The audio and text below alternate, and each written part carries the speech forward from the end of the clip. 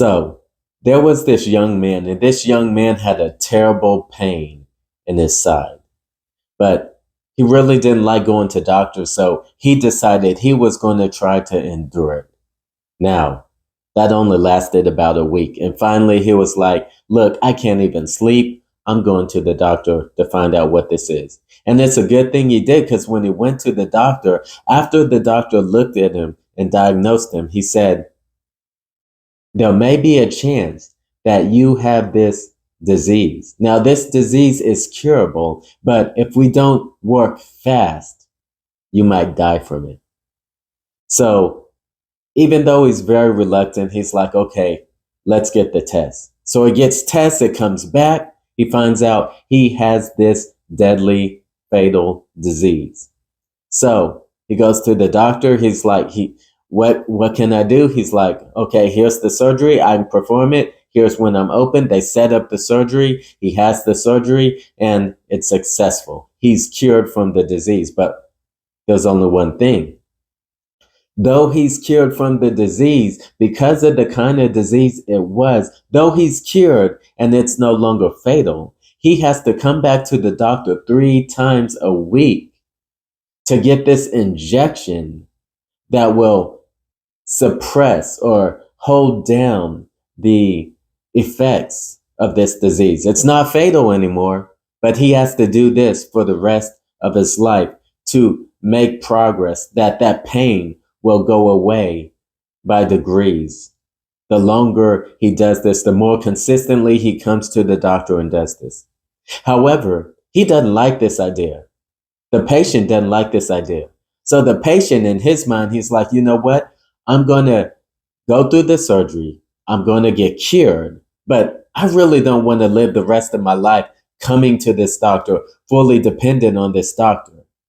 No, what I'm going to do, since I'm cured, I'm just going to go back and take the test over and over to kind of manage how close I am to being freed from this pain. I'm just going to try to monitor it. I'm going to do it myself. I'm sure I could figure this out. That doctor's not smarter than me. So, you see what's going on? The wise thing to do for that patient would be to submit to the doctor, not only for the surgery, but for the rest of his life. But that's not what he wanted to do. He wanted to try his own way. He was cured, it was not fatal, but he wanted to try his own way. Now, there's one thing he did not know, that the radiation from those tests actually aggravated the pain. He was cured, but the radiation actually aggravated it. He thought he was helping himself out, but actually he was hurting himself. And that illustrates our text today. Remember, Paul, he has been telling us, look, once we're a Christian, once we put our faith in the Lord Jesus Christ, we deny ourselves to follow him and submit to his lordship. He says we can't go back to the law, because the law actually stirs up our sin, because we still have remnants of sin in ourselves. And so we say, wait, okay, if I can't go to the law and it's going to stir up my sin, then the law is a bad thing. And Paul says in Romans chapter 7, verse 7, he says, what shall we say then? Is the law sin? Certainly not. On the contrary, I would not have known sin except through the law. For I would not have known covetousness unless the law had said, you shall not covet. But sin, taking an opportunity by the commandment, produced in me all manner of evil desire. For apart from the law, sin was dead. So we're not going to deal with all of that today, but that's what Paul is saying. He's saying, look, is the law a bad thing? Is the law sin? He's like, certainly not. I would not have known sin except for the law. Now, remember our illustration. The patient knew something was wrong. The patient was in pain, but he would not have known that it was a fatal disease unless he went to the doctor and took that test. That test revealed that he had a fatal disease. And now that the test has revealed that now he can do something about it and he can go get cured. So see, that's kind of like what the law does to us. See, we all know there's something wrong with us. We all know that. But the law is like that test, and it defines the sin problem. It defines your sin problem. It defines my sin problem. So see, the law isn't a bad thing. It's a good thing. It defines the problem for us. And as it defines the problem for us, we can go to the good physician, the great physician, the Lord Jesus Christ, who can perform the surgery, as it were, that can cure us from this fatal disease. So see, the law is not a bad thing. It's actually a good thing. But remember what I said about what the patient did? He was like, I don't want to spend the rest of my life dependent on that doctor. I'm just going to go take the test over and over and monitor my pain, monitor my progress. Hopefully the pain will go away. And remember, we said the radiation actually aggravates the pain. And that's what the law does. Here, remember, Paul says, but sin, taking opportunity by the commandment, produced in me all manner of evil desire.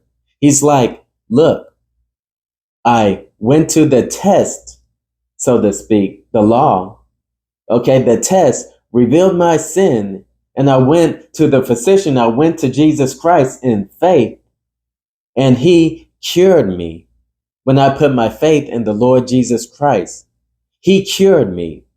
But for the rest of my life, I have a choice. Christian, listen, you have a choice. You can either continually go to Christ and be fully dependent on him and in his word and prayer, knowing him more, his love being poured out in your heart, or you can go back to that test, which is not a bad thing, but because of what's in you, that radiation actually aggravates your problem.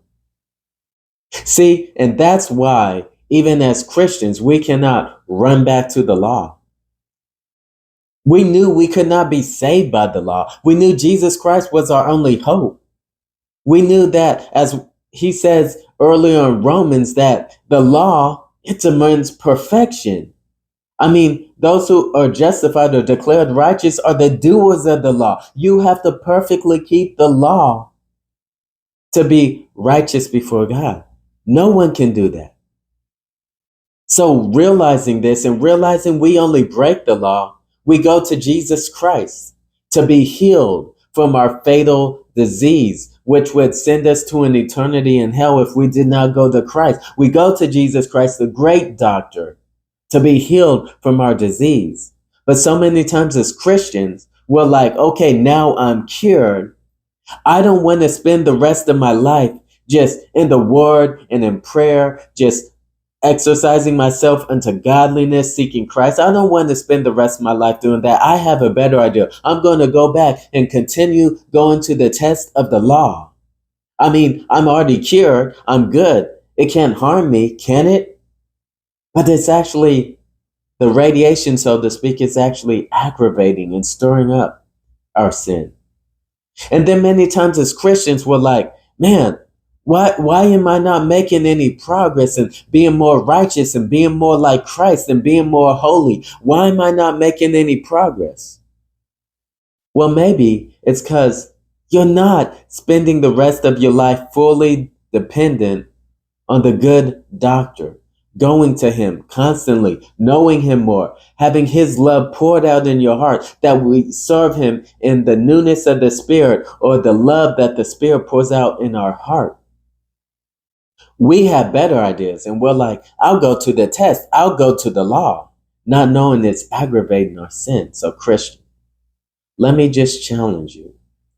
Look, do not go back to the law. Yes, it's a good thing, but because of what's in you and me, it's going to aggravate and stir up our sin. Let's go to our master, the one who laid down his life for the cure, the one who suffered the wrath of God you and I deserve for the cure, the one who provided the righteousness to stand before God as the cure, the one who was raised from the dead on the third day to provide the cure. Let's continue to go to him, go deeper in the gospel and what he has done for us, and take his holy injection, so to speak, fully dependent on him, that we might love him more, that we might serve him out of a heart of love and not just going back to the test of the law. So, Christian, go to Christ.